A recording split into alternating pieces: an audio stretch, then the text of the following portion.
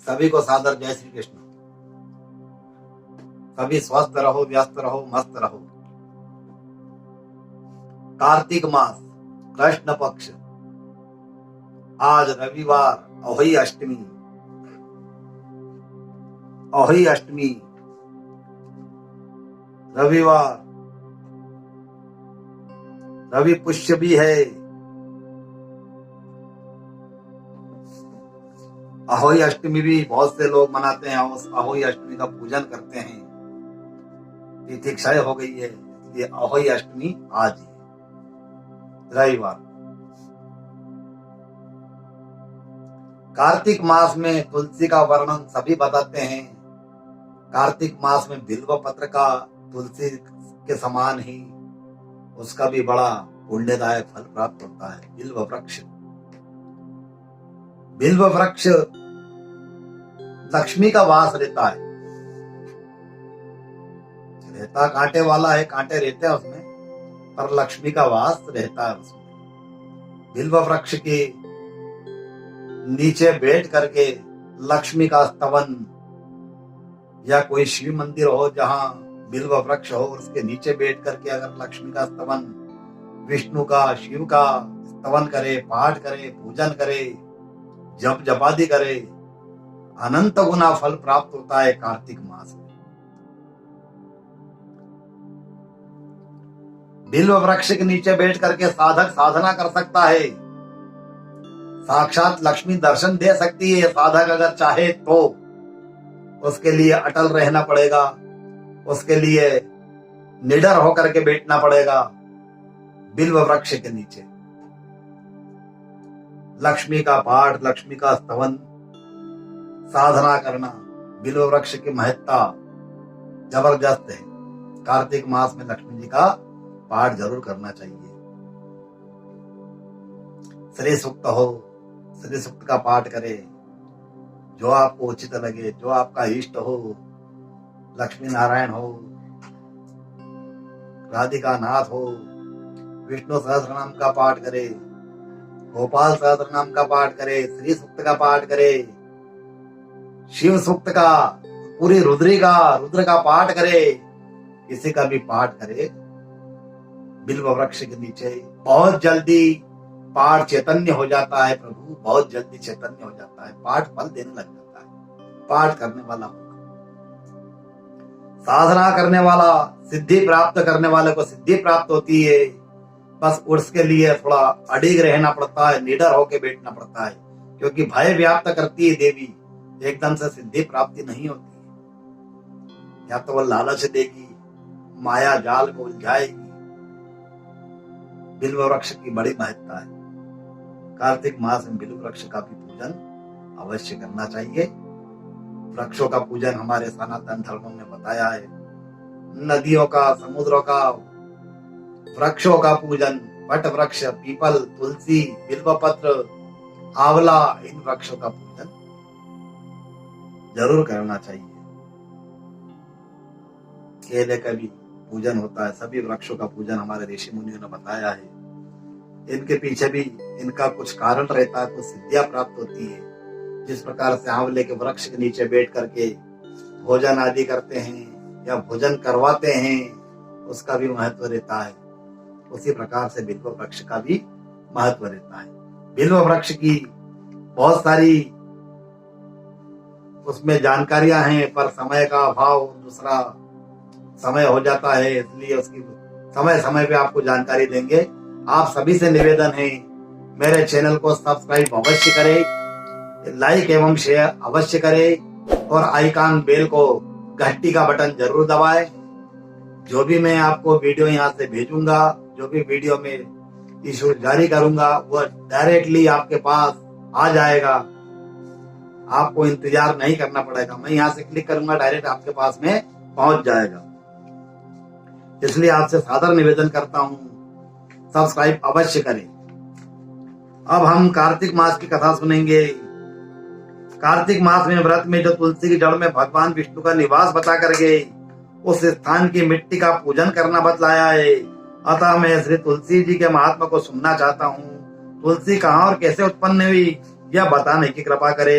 यह कौन पूछ रहा है? राजा पृथु पूछ रहे हैं श्रेष्ठ नारद मुनि से।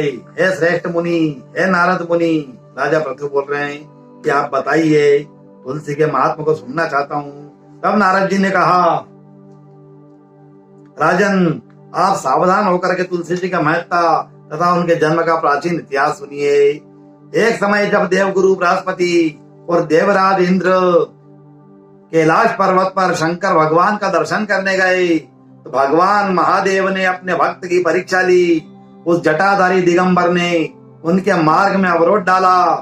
यद्यपि वह तेजस्वी, शांत, लंबी भुजा और चौड़ी छाती वाले, गौर वर्ण वाले, अपने विशाल नेत्रों से युक्त और सिर पर जटा धारे वैसे ही बैठे थे, तथापि उन भगवान महादेव को न पहचान करके इंद्र ने उनका नाम धाम आदि परिचय पूछ लिया और कहा कि हे महादेव, आप अपने स्थान पर है या कहीं गए हैं? इस पर तपस्वी ने कुछ नहीं कहा, परंतु त्रिलोकीनाथ के ऐश्वर्य से गर्वित होकर के इंद्र कब चुप रहे थे। उन्होंने क्रोध करके तपस्वी से भुड़क करके कहा, अरे मैं पूछता हूँ, तू उत्तर क्यों नहीं दे रहा है? मैं तुझे भी वज्र मारता हूँ, फिर देखता हूँ तुझ दुर्मति की रक्षा कौन करता है। यह इंद्र भगवान महादेव के सम्मुख कह रहे हैं। और ऐसे क्रुद्ध होकर के इंद्र ने जो ही दिगंबर को मारने के लिए हाथ में वज्र लिया, त्यो ही भगवान महादेव ने वज्र सहित इंद्र का हाथ स्तंभित कर दिया और विकराल नेत्र करके भगवान महादेव ने उसको देखा। त्यो ही ऐसा विदित हुआ मानो दिगंबर प्रज्वलित हो उठा और तेज से जला देगा। भुजाएं स्तंभित होने से इंद्र के क्रोध और दुख का अंत न रहा, परंतु जो ही बृहस्पति ने उस पुरुष को प्रज्वलित देखा, तब अपनी बुद्धि से उनको शंकर भगवान जान करके प्रणाम किया, दंडवत किया, बहुत सी स्तुति की। फिर इंद्र ने भी भगवान महादेव से कहा, दीनानाथ महादेव, आप अपना क्रोध रोक करके इंद्र के अपराध को क्षमा कीजिए। बृहस्पति के वचन सुनकर के महेश्वर गंभीर वाणी में बोले, मैं अपने नेत्रों से निकाले हुए क्रोध को कैसे रोकूं? तब बृहस्पति ने कहा, भगवान, भक्तों पर दया करनी चाहिए, आप अपना भक्त वत्सल नाम सार्थक कीजिए। आप अपने तेज को कहीं और स्थापित कर दीजिए और इस इंद्र का उद्धार कीजिए।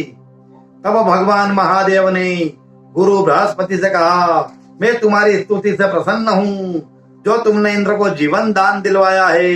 मैं विश्वास करता हूँ कि मेरे नेत्रों की अग्नि अब इंद्र को पीड़ित नहीं करेगी। बृहस्पति से ऐसा कह करके भगवान महादेव ने अपने माथे से निकली हुई अग्निमय तेज को अपने हाथ में लेकर के क्षीर सागर में डाल दिया। फिर लीलाधारी भगवान अंतर ध्यान हो गए। इस प्रकार जिसको जो जानने की इच्छा थी उसे जान करके इंद्र और बृहस्पति अपने अपने स्थान को चले गए।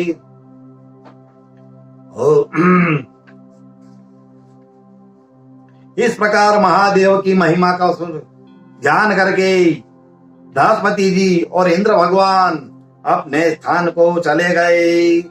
वाच्युतम केशवम श्री राम नारायणम कृष्ण दामोदरम श्री वासुदेवम हरि श्रीधरम माधवम गोपिका वल्लभम श्री जानकी नायकम श्री रामचंद्रम भजे।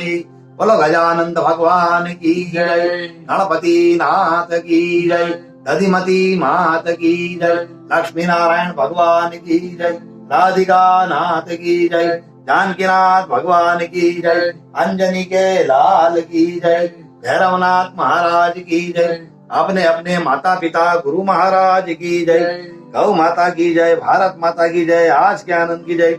नमः पार्वती पति हर हर महादेव, काशीपति श्री विश्वनाथ भगवान की जय, विजयेश्वर महादेव की जय, स्वस्तिकेश्वर महादेव की जय, महामृत्युंजय महादेव की जय।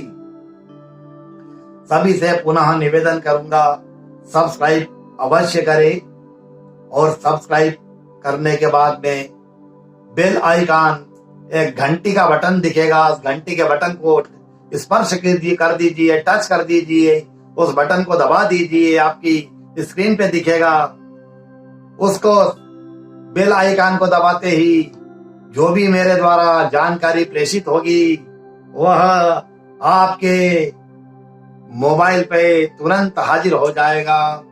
और सभी से पुनः प्रार्थना करता हूँ, सभी स्वस्थ रहो, व्यस्त रहो, मस्त रहो।